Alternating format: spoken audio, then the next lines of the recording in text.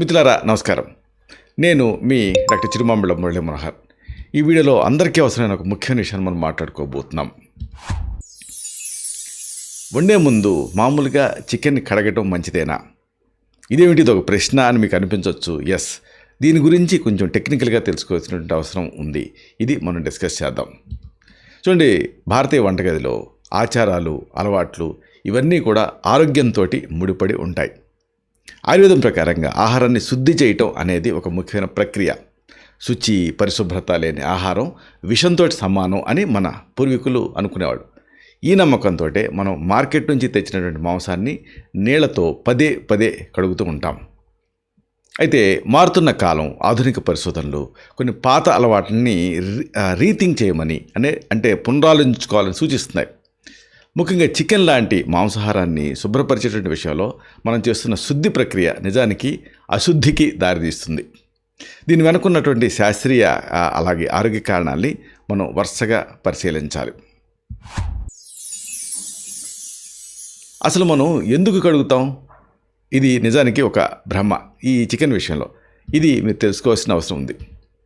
చాలామంది ఇళ్లలో చికెన్ తెచ్చిన వెంటనే ఆ పంపు దగ్గర ఆ కుళాయి కింద పెట్టి కడగటం సర్వసాధారణంగా మనం చూస్తుంటాం.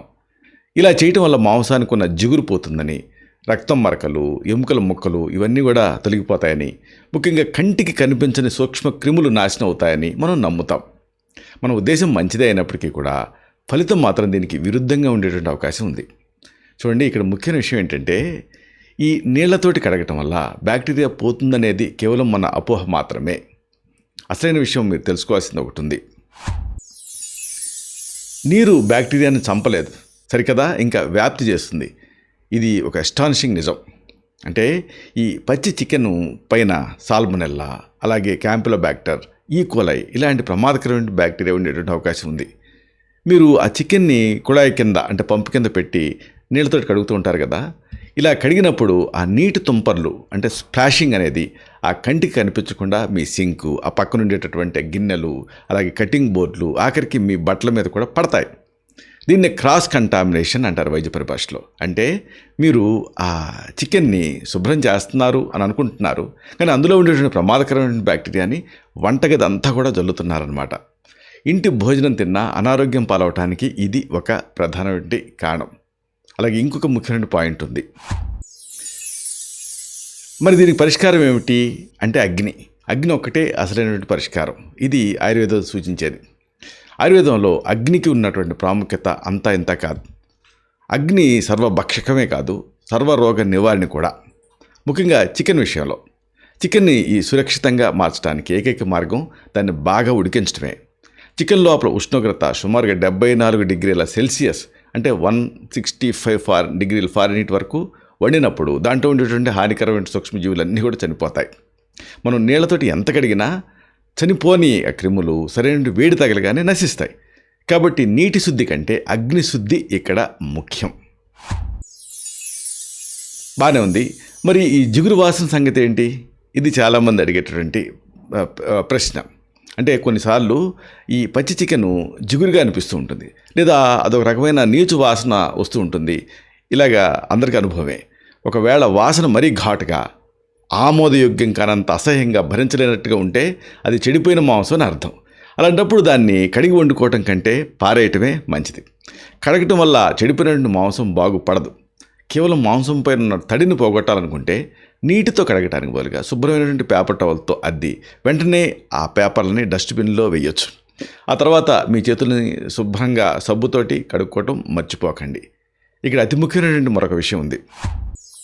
అంటే ఈ హెల్త్ పరంగా ఎలాంటి జాగ్రత్తలు తీసుకోవాలి అనేది.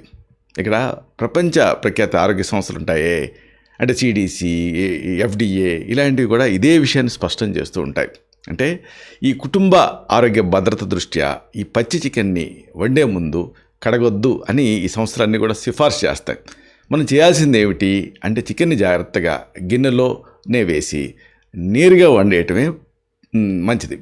ఇలాగా వంట పూర్తయిన తర్వాత చికెన్కి తగిలినటువంటి ప్రతి వస్తువుని, ప్రదేశాన్ని వేడి నీళ్లు, సబ్బుతో శుభ్రంగా చేయటం అనేది చాలా ముఖ్యం.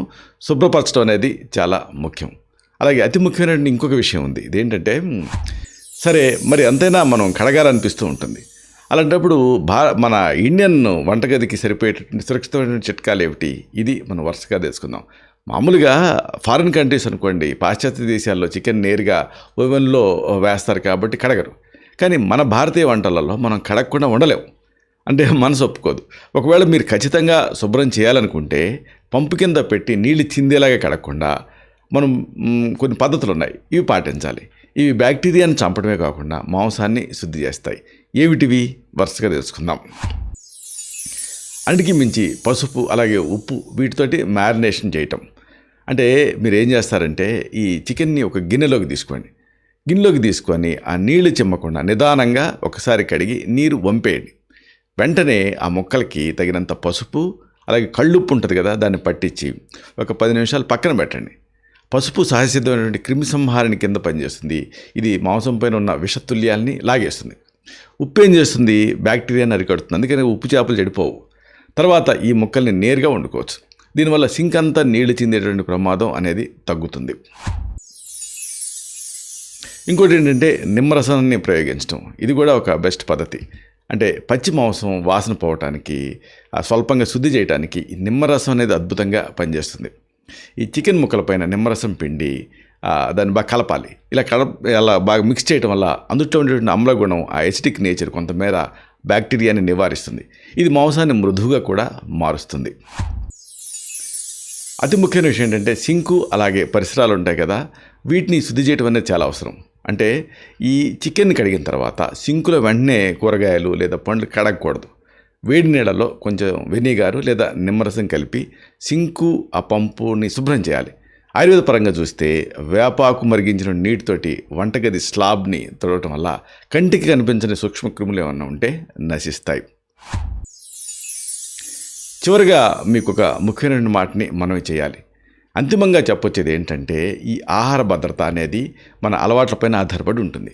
ఆయుర్వేదం చెప్పినట్లుగా ఆహారమే ఔషధం అవ్వాలంటే అది వండేటువంటి పద్ధతి కూడా దోషరహితంగా ఉండాలి. ఈ పచ్చి చికెన్ విషయంలో నీటితో చేసేటువంటి శుద్ధి కంటే కూడా వేడితో చేసేటటువంటి సంస్కారమే, అంటే వండటమే నిజమైనటువంటి రక్ష. నీటి కుళాయి దగ్గర చేసేటువంటి యుద్ధం కంటే, ఆ పంపు దగ్గర చేసేటువంటి యుద్ధం కంటే పొయ్యి మీద జరిగేటువంటి ప్రక్రియ మీ ఆరోగ్యాన్ని కాపాడుతుంది. బ్యాక్టీరియాని ఇల్లంతా కూడా స్ప్రెడ్ అయ్యేలాగా, విస్తరించేలాగా కడగటం మానేసి సరైన ఉష్ణోగ్రత దగ్గర వండి రుచికరమైన ఆరోగ్యమైన భోజనాన్ని మీరు ఆస్వాదించండి. ఇలాంటి మరిన్ని ఇన్ఫర్మేటివ్ వీడియోస్ కోసం మీ ఛానల్ సబ్స్క్రైబ్ చేసుకోండి. అలాగే ఈ వీడియోలు అప్లోడ్ అవడంతో ఆ విషయం మీకు తెలియాలనుకుంటే బెల్ బటన్ క్లిక్ చేయండి. అప్పుడు మీకు ఒక నోటిఫికేషన్ వస్తుంది. ఆ నోటిఫికేషన్ మీరు క్లిక్ చేస్తే ఆ వీడియోని మిస్ కాకుండా చూడగలుగుతారు. అలాగే ఈ వీడియో మీకు నచ్చితే లైక్ చేయండి. అప్పుడు ఇది మరింత ఎక్కువ మందికి రికమెండ్ అవుతుంది. ఈ వీడియో తలకు పర్పస్ సర్వ్ అవుతుంది. అంటే అందరికీ ఆరోగ్యం అన్న మన అభిలాష, మన ఆకాంక్ష నెరవేరుతాయి. శతం జీవ శరదో వర్ధమానః, శతం హేమంతాన్ శతం వసంతాన్.